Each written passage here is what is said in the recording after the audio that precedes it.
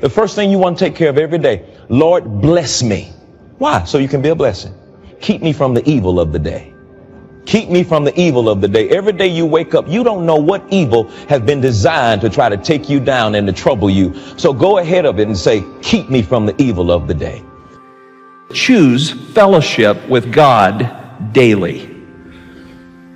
Choose fellowship with God daily.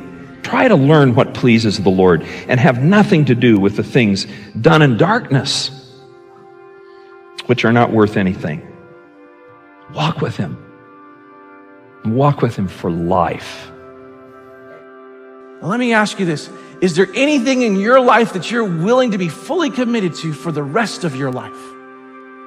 There might be things you're committed to right now that's taking your time and your energy, and you shouldn't be committed to those because God wants first priority in your life and a whole heart commitment. And God says what's most important is that you be with me above everything else, that you get to know me.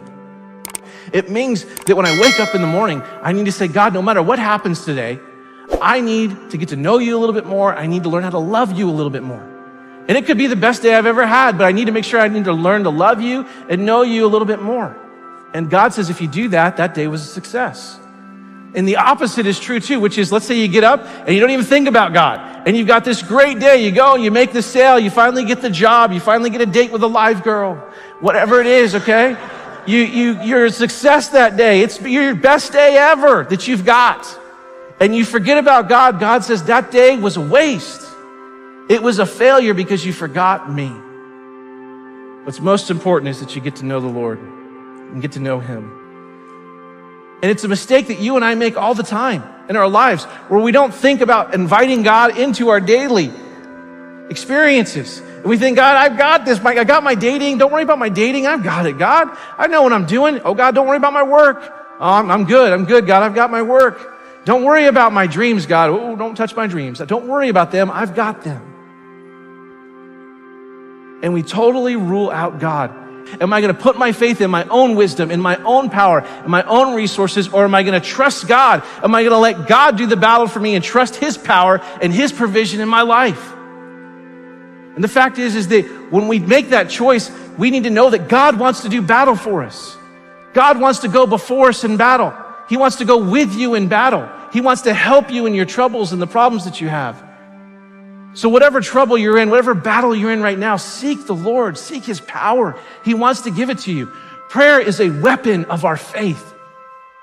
It is one of the greatest weapons of our faith. It should be our first response and not our last resort when we go through times of trouble. Call out to God and rely on Him.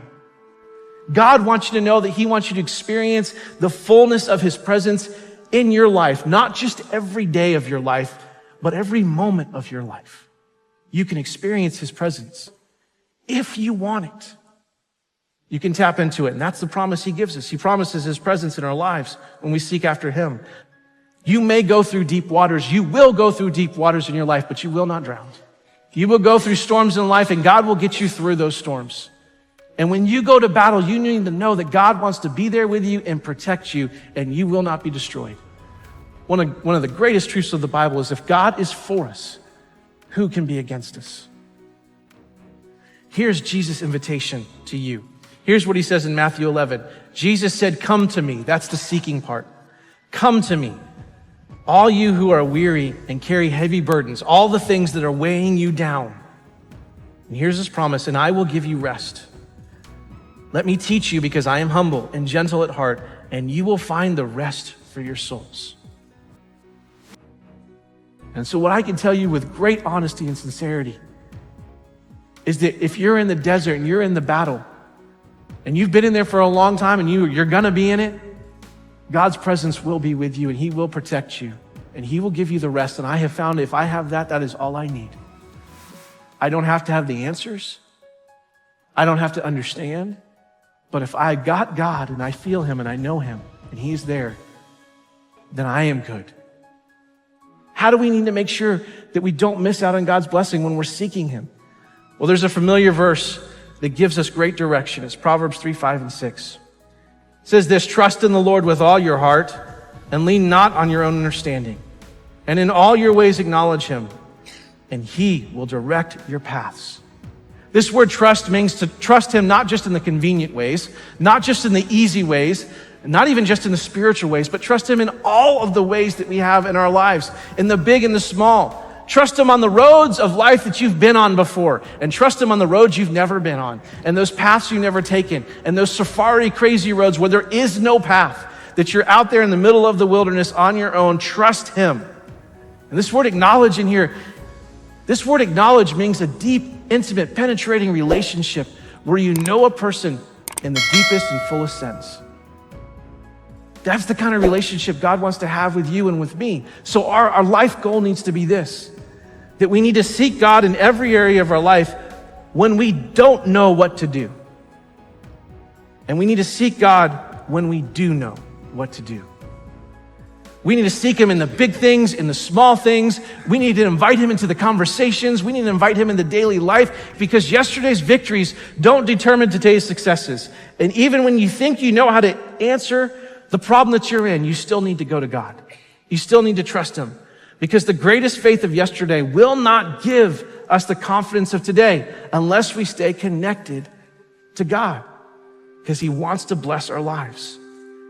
God wants to have his best for your life. He wants to have his hand on your life. He wants to give you the protection and his presence and rest and hope and all the things that he wants to do for you. He wants that. 2 Chronicles 16:9 says, the eyes of the Lord search the whole earth. They search the whole earth in order to strengthen those whose hearts that are fully committed to him. This verse says that God is searching, he's looking, he's seeking the entire earth for somebody, for a people, for a person, for a church that's willing to be fully committed to him so that he can bless them and have his hand on them and give you and give me his best.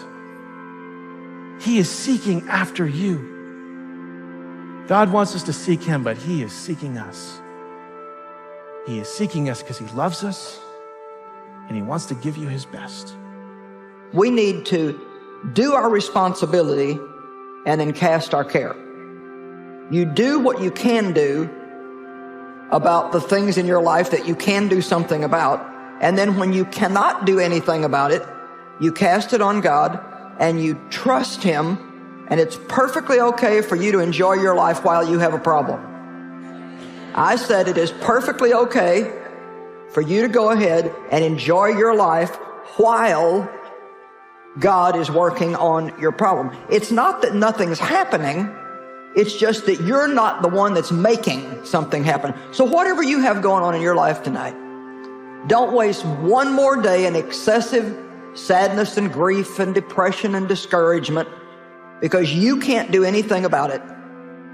And Jesus paid for you to be able to enjoy your life, to have it in abundance, to the full, until it overflows. So we are totally wasting what God gives us if we waste our days in sadness and mourning. Learn how to focus on good things. Everybody here has got something they could be upset about if they chose to focus on it, but you don't have to focus on that. And what we focus on is what we magnify in our lives. What we talk about is what we become more consciously aware of in our lives. If there's a problem that needs to be dealt with it, deal with it, but don't focus on it. Think about the possibilities in your life, not the problems in your life. Hebrews 12:2 very simply says, looking away from all that will distract unto Jesus, who is the author and the finisher of our faith. Learn how to celebrate the good instead of grieving excessively over the bad things in life. No matter where you started in life, you can have a good finish.